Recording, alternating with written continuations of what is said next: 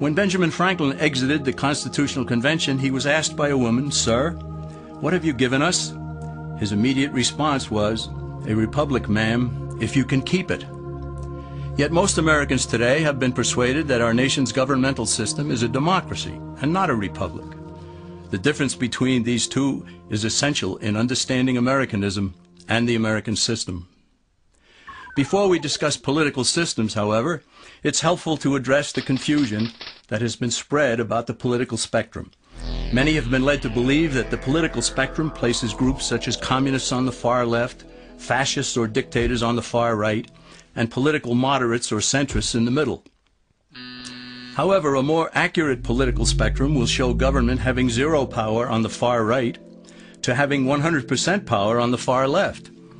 At the extreme right, there is no government. The extreme left features total government under such labels as communism, socialism, Nazism, fascism, princes, potentates, dictators, kings, any form of total government. Those who claim that Nazis and fascists are right-wing never define their terms. This amounts to spreading confusion. Toward the middle of the political spectrum can be found the type of government limited to its proper role of protecting the rights of the people. That's where the Constitution of the United States is. Those who advocate such a form of government are really constitutional moderates. So let's analyze the basic forms of government. They are monarchy or dictatorship ruled by one, oligarchy ruled by a few, democracy ruled by a majority, republic ruled by law, and anarchy, which is ruled by no one. In discussing these five, we'll see that they can be narrowed down to even fewer. Looking first at monarchy or dictatorship, this form of government doesn't really exist in the practical sense.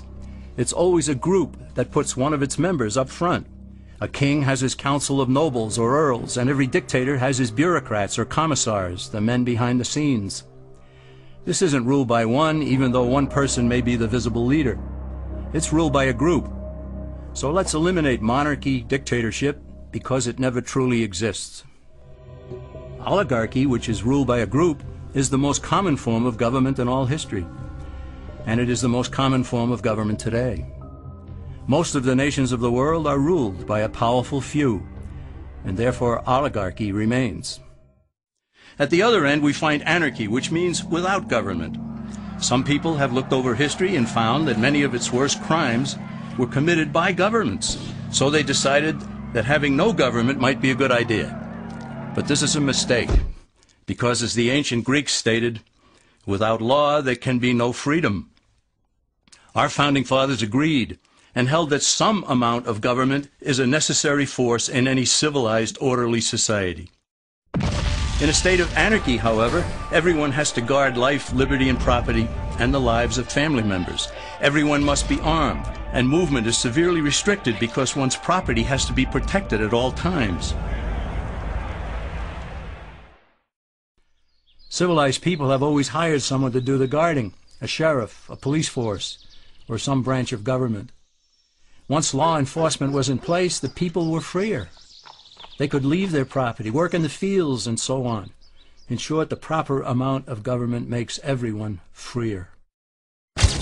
There are some who advocate anarchy, however, not because they want no government, but because they don't like what they have. They use anarchy as a tool for revolutionary change. The condition of anarchy is very much like a vacuum where something rushes in to fill it. These calculating anarchists work to break down the existing government with rioting, killing, looting, and terrorism.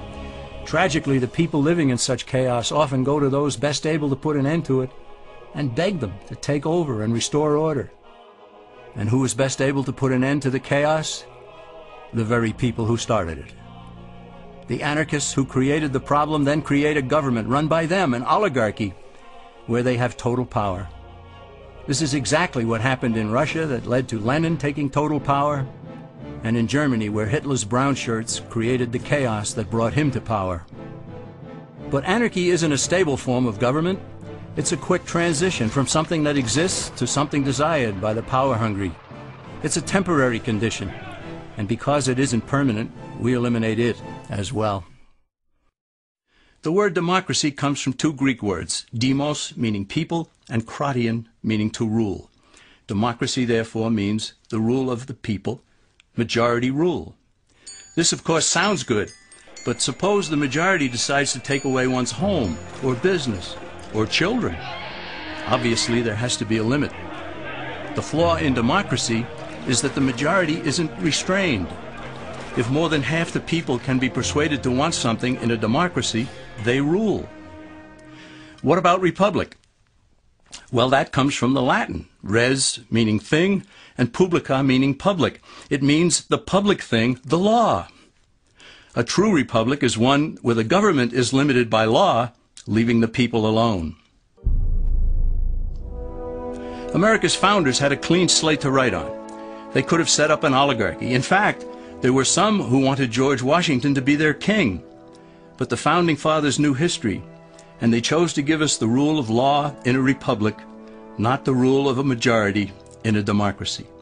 Why? Let's demonstrate the difference in the setting of the Old West. Consider a lynch mob in a democracy. 35 horseback riders chase one lone gunman. They catch him, and they vote 35-1 to hang him. Democracy has triumphed, and there's one less gunman to contend with.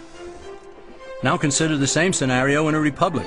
The 35 horseback riders catch the gunman and vote 35-1 to hang him, but the sheriff arrives, and he says, "You can't kill him. He's got his right to a fair trial." So they take the gunman back to town. A jury of his peers is selected, and they hear the evidence and the defense, and they decide if he shall hang. Does the jury even decide by majority rule? No, it has to be unanimous or he goes free. The rights of the gunman aren't subject to majority rule but to the law. This is the essence of a republic. Many Americans would be surprised to learn that the word democracy does not appear in the Declaration of Independence or the U.S. Constitution, nor does it appear in any of the constitutions of the 50 states. The founders did everything they could to keep us from having a democracy. James Madison, rightly known as the father of the Constitution, wrote in essay number 10 of the Federalist Papers, "Democracies have ever been spectacles of turbulence and contention, have ever been found incompatible with personal security or the rights of property, and have in general been as short in their lives as they have been violent in their deaths." Alexander Hamilton agreed, and he stated, "We are a republican government. Real liberty is never found in despotism or in the extremes of democracy." Samuel Adams, a signer of the Declaration of Independence, stated, "Democracy never lasts long. It soon wastes, exhausts, and murders itself." The founders had good reason to look upon democracy with contempt, because they knew that the democracies in the early Greek city-states produced some of the wildest excesses of government imaginable. In every case, they ended up with mob rule, then anarchy, and finally tyranny under an oligarchy. During that period in Greece, there was a man named Solon, who urged creation of a fixed body of law not subject to majority whims. But where the Greeks never adopted Solon's wise counsel, the Romans did. Based on what they knew of Solon's laws, they created the 12 tables of the Roman law, and in effect built a republic that limited government power and left the people alone. Since government was limited, the people were free to produce, with the understanding that they could keep the fruits of their labor. In time, Rome became wealthy and the envy of the world. In the midst of plenty, however, the Roman people forgot what freedom entailed. They forgot that the essence of freedom is the proper limitation of government. When government power grows, people freedom recedes.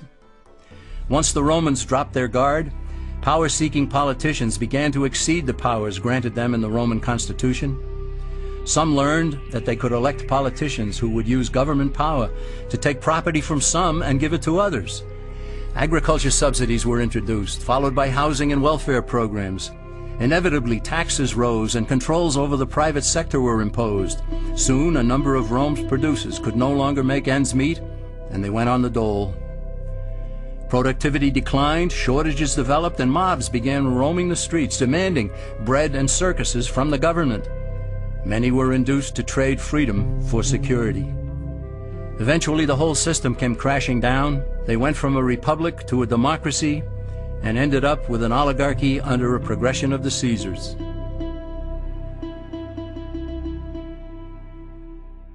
Thus, democracy itself is not a stable form of government. Instead, it is the gradual transition from limited government to the unlimited rule of an oligarchy. Knowing this, we as Americans are ultimately left with only two choices. We can keep our republic, as Franklin put it, or we will inevitably end up with an oligarchy, a tyranny of the elite.